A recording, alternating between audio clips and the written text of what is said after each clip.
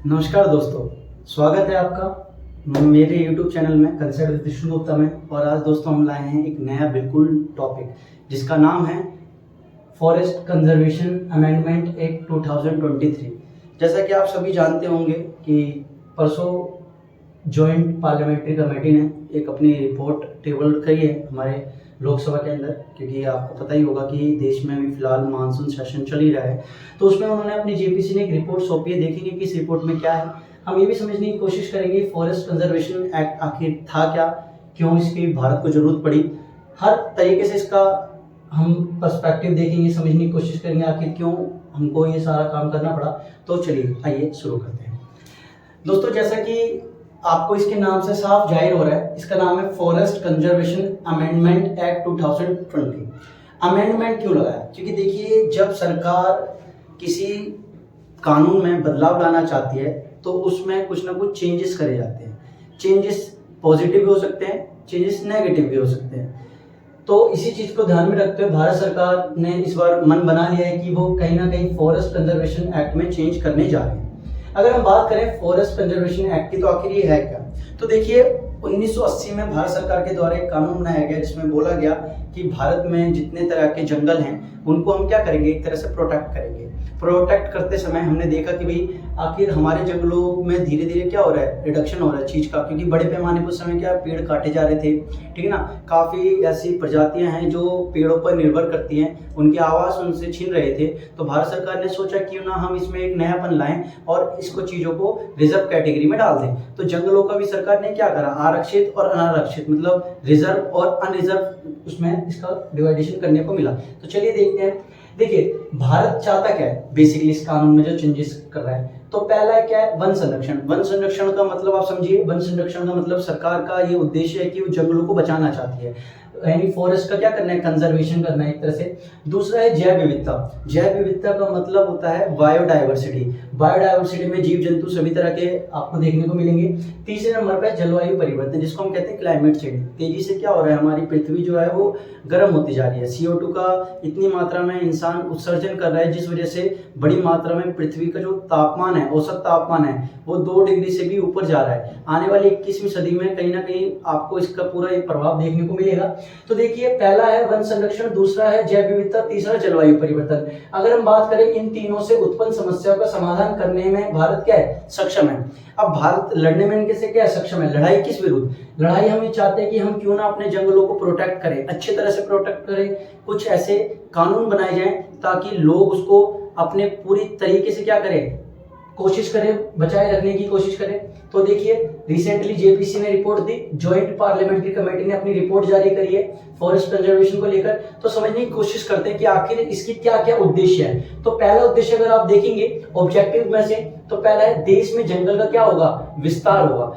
इस कानून को जो संशोधन करा जा रहा है, इसका पहला ही क्या पॉइंट है कि किसी भी तरह से हमारे को अपने देश के अंदर इसका क्या करना है, जंगल का विस्तार करना है, बड़े पैमाने पे पेड़ लगाने हैं ताकि हमारा जो फॉरेस्ट कवर है धीरे धीरे क्या कर जाए, इंक्रीज कर जाए। देखिए, जंगल से काफी फायदे हैं, वो हम बात करेंगे भी, देखेंगे पहला। दूसरा क्या है दोस्तों, दूसरा है कि निजी क्षेत्र, बिल्कुल सही सुना आपने, निजी क्षेत्रों को वृक्षारोपण मतलब प्लांटेशन, यानी बड़े पैमाने पर पेड़ लगाने के लिए इसमें क्या दी जाएगी, भूमि उपलब्ध कराना इसका उद्देश्य है। यानी जितने भी हमारे यहाँ पर बड़े बड़े कॉर्पोरेट्स हैं उनको आप क्या देंगे, एक लैंड देंगे, एक जमीन देंगे, जिस पर वो क्या करेंगे, बड़ी मात्रा में वृक्षारोपण यानी पेड़ों को लगाएंगे। तीसरा अगर हम बात करें इस कानून का सबसे जो अच्छा पॉइंट देखने को मिल रहा है वो ये है कि बंजर जमीन, मतलब एक ऐसी जमीन जो किसी तरह से यूज में नहीं लाई जा रही है, उसको इसको किस में कन्वर्ट करेंगे, हरी जमीन के अंदर परिवर्तित करना, मतलब उसको ग्रीनरी में कन्वर्ट करना, बड़े पैमाने पर पेड़ लगाकर उसको हरा भरा बनाए रखना। चौथा अगर हम इस उद्देश्य की बात करें, चौथा देखें तो इसमें है कार्बन उत्सर्जन को कम करना। जी बिल्कुल सही सुना आपने, CO2 को हम रिडक्शन चाहते हैं, उसको बड़े पैमाने पे कम करना चाहते हैं। हाल ही में प्रधानमंत्री पेरिस एग्रीमेंट के तहत कह चुके हैं कि भारत को 2070 तक हम क्या बना देंगे, नेट जीरो कार्बन इकोनॉमी बना देंगे। मतलब 2070 तक आते आते भारत या तो अपना CO2 बिल्कुल कम कर देगा या हम मिनिमाइज कर देंगे उसको अपने को, और ये सबसे बड़ा चैलेंज है भारत के लिए, आपको मैं बता दीजिए। पांचवा अगर हम देखें तो इस कानून के अंदर कुछ पेड़ों को काटने के लिए सरकार की अनुमति अब नहीं लेनी पड़ेगी। जी बिल्कुल सही सुना, इससे पहले क्या होता था, कुछ पेड़ थे जो आप अपने पर्सनल लैंड पर यानी व्यक्तिगत भूमि पे नहीं लगा सकते थे। एक था शीशम और दूसरा था चंदन। लेकिन अब इस कानून में ऐसे सुझाव दिए गए हैं कि जिससे आप बड़ी मात्रा में अपनी पर्सनल जमीन पर शीशम का पेड़ और चंदन लगा सकने की क्या पूरी पॉसिबिलिटी है। प्लस में अब आपको अगर ऐसे पेड़ लगाए जाते हैं तो आपको काटने के लिए सरकार से किसी तरह की दोस्तों परमिशन लेने की जरूरत नहीं है। अब अगला हम देखें तो भारत को क्या बनाना है, कार्बन क्रेडिट का फायदा मिलेगा। अगर भारत तेजी से क्या करेगा कि अपना CO2 रिलीज करना चाहते हो तो उसको कार्बन क्रेडिट बेचने का फायदा मिलेगा।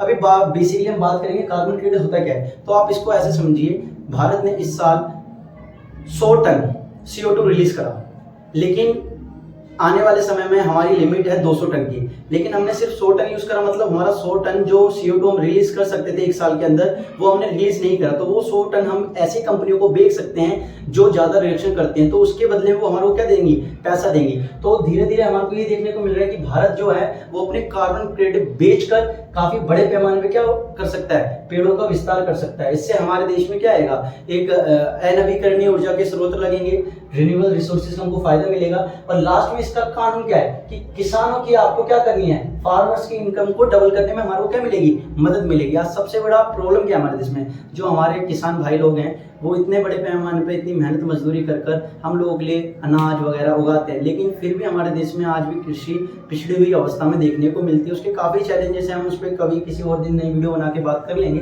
फिलहाल हम यहाँ पर आते हैं, तो इतने सारे हमारे को क्या मिले दोस्तों, फायदे मिले। तो सबसे मेन पॉइंट क्या है, एक तो जंगल का विस्तार होगा, दूसरा निजी क्षेत्रों को आप भूमि देंगे पेड़ लगाने के लिए, तीसरा बंजर भूमि को आप ग्रीन जमीन में कन्वर्ट कर देंगे, चौथा CO2 को कम करेंगे, पांचवा पेड़ों को काटने के लिए कुछ किस्म के कुछ प्रजातियों के पेड़ है उसको काटने के लिए आपको सरकार किसी तरह की परमिशन नहीं लेनी पड़ेगी, छठा भारत को कार्बन क्रेडिट का फायदा मिलेगा, और सातवां किसानों की आय दोगुनी होगी। चलिए ये तो थे इसके उद्देश्य। अब हम इसके थोड़े से कुछ नुकसान भी हैं वो भी देख लेते हैं। तो पहले नुकसान में अगर हम बात करें तो सबसे बड़ा नुकसान क्या होगा, हमको ये डर है कि इस कानून के आने के बाद जमीन पर, सरकारी जमीनों पर वाणिज्यिक खेती ना स्टार्ट हो जाए, इसका सबसे बड़ा डर है। क्योंकि अगर सरकार ने जंगल में कुछ छूट दी तो हो सकता है कि कुछ लोग इसका फायदा उठाकर वहां पर वाणिज्यिक खेती करें। वाणिज्यिक खेती का मतलब होता है ऐसी फसलें उगाना जिसको बेचकर आप पैसा जुटा सकते हो, ठीक है। दूसरा अगर हम बात करें तो हम बात करेंगे संरक्षित वनों का दायरा कम होने का डर है। संरक्षित वनों का मतलब होता है कि कुछ जंगलों को सरकार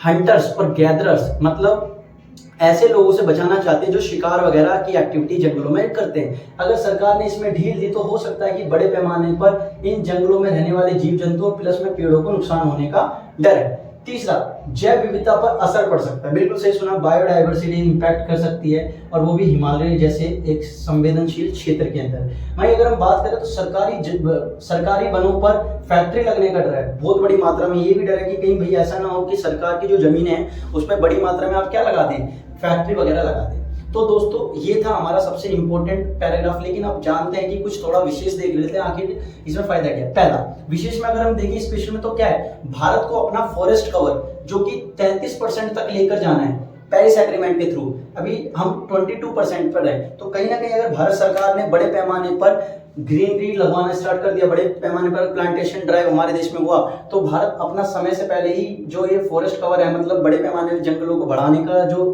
काम है वो हम कर सकते हैं। लेकिन अभी फिलहाल हम 22% पर है, हमको 33% पर लेके जाना ही जाना है। पेरिस समझौते के तहत ये हमारी बाध्यता है। अगला क्या होगा दोस्तों, पंचायतों को ताकत मिलेगी, क्योंकि जंगलों के सबसे पास कौन होती है, पंचायतें होती हैं, गांव के लोग होते हैं। शहरों में रहने वाले लोग तो कहीं इतना फोकस कर पाते हैं, लेकिन कहीं ना कहीं पंचायतों को अगर ताकत मिलेगी तो वेल सिस्टमेटिक तरीके से इसको वो देखेंगे। अगर हम बात करें तो एक फैक्ट ये भी है कि ग्रामीण विकास मंत्रालय का कहना है कि हर घर को यानी हर गांव को सड़क से जोड़ने का जो प्रोजेक्ट है 80% प्रोजेक्ट है उनको क्या मिलेगी, गति मिलेगी। अभी तक 80% प्रोजेक्ट बस इसी वजह से थे क्योंकि जो सड़कें होकर गुजरनी है कुछ जंगलों में वो रिजर्व कैटेगरी में आते थे। अगर सरकार इस बार इस कानून के तहत में थोड़ी सी ढील देगी तो हो सकता है जो 80% गांवों को सड़क से जोड़ने का जो काम है उसमें तेजी देखने को मिले।